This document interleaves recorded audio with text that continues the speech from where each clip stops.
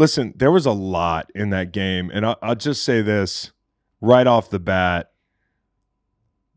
I understand what people are saying about the Falcons when now in almost all their games, and I said this last week, it's a pattern.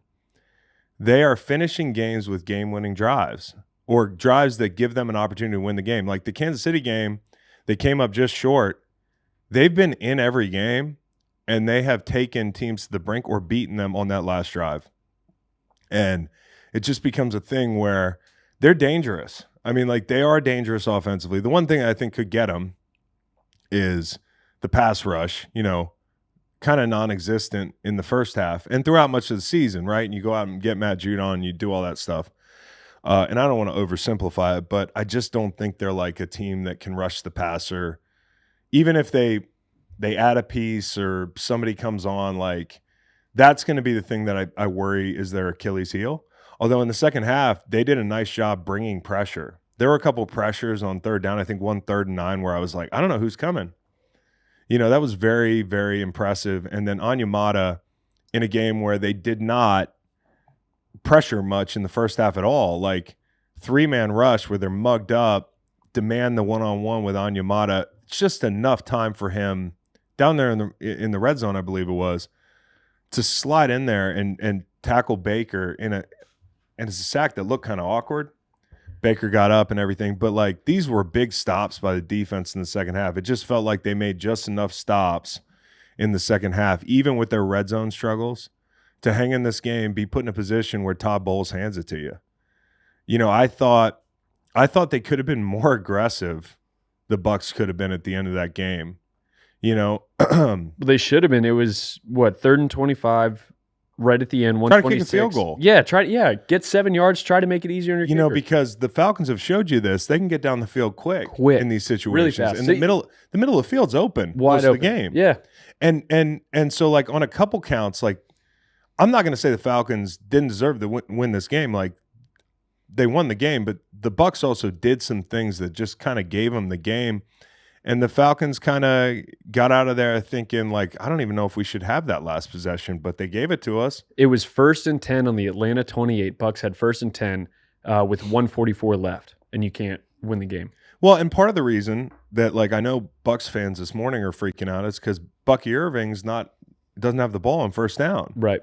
And, like, I understand that maybe from a macro standpoint, you're like, Bucky might be the guy for us down the stretch, and maybe we need to, like, spell him, as people are like, what's Rachaad White doing with the football? Well, you can't wear this kid out. He's not the biggest body. I know he runs really hard. And Bucky had fumbled the previous Bucky had possession. fumbled. So, maybe you don't want to give the ball away. But I think Bucs fans, hindsight being 2020, would have wished that they were a little more aggressive. When he got the ball in second down, he made a cut. Now, they missed the face mask, right? Yeah. Clear as day. Yeah. They called the hold.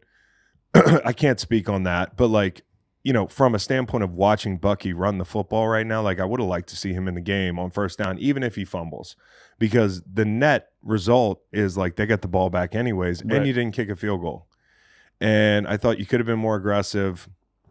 I just did. It's just one of those things. I'm not putting it all on Todd Bowles.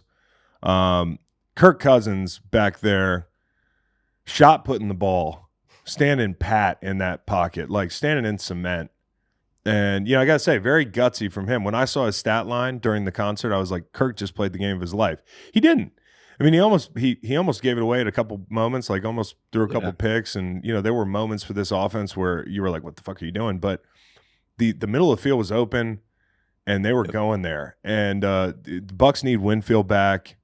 I'm not going to judge the Bucs off this. I'm not going to judge the Falcons off this, other than the fact they play each other in less than a month. It's going to be a lot of fun. Like, the division is kind of wide open if you look at this thing between these three teams. And like, I picked the Bucs to win this thing. I still think they're the best team, top to bottom. Part of that is like, it's hard for me to put a team through that doesn't rush the passer. Hello, Eagles. But I look at these two teams and say this is gonna be a fun matchup in a couple weeks. Yeah. And I also think with Kirk, what you saw and what we've seen through this first month is improvement each week in his ability to drive the football. Yeah. Like, remember that after week 1, there was all the hysteria. People on Twitter analyzing shin angles to see if he can still step into throws. Marvin But we kind Harrison of saw it. Jr. was only going 14 miles an hour a month ago, man. Exactly. We saw it at the end of the game last week, that 3rd and 31 we talked about on Monday, where he drove that field out. Huge. Position to kick the field goal. So it's like, hey, Kirk's looking more like the Kirk they paid for. And then, last night, like you talked about, the middle of the field, he was driving balls in there. And then when they corrected a little bit to put more coverage in that space, he was hitting the field outs. He was hitting balls outside the numbers as well. So he took advantage of the time in the pocket. And I just thought, overall, it's encouraging to see him getting better each week. Winfield, sneaky MVP for this defense. I mean, like, for him not to be on the field, you see the effects. And, like, for the Eagles, that sucks because, like, I'm watching Atlanta and they made it look easy for a lot of the night. It didn't finish sometimes. I will say this, like, again, for Atlanta, somebody pointed this out in the chat. That play, they threw a screen late in the game on that last possession. They could go up 10. Evans is wide open. Yep. He's naked, indecent exposure. And Right. there's and you know what? Baker has played really well this year, so maybe it's not his first look. Like, that's a secondary option if the screen's not there. I don't know, but the route's in the play for a reason, and Right. And he's wide open. So there's an opportunity to do that. And somebody said he wasn't stepping into it, which is crazy. He went for 500 yards. Just talking about Kirk Cousins, I was totally impressed with that from him. Like, his toughness. Hey, Kirk Cousins, you can say what you want about Kirk Cousins, but he's a franchise quarterback in the NFL. You can talk about his ceiling, sure. But I think at times in his career, people have not given him the respect that he deserves. I think some of that's probably because of the way it started, and we can't get, like, when a player enters the league, like, we have an opinion of who they are off of their first year and a half, and him having to start out with RG3 and the whole thing. But not only that, he is a guy that people like. Like, his teammates seem to like him.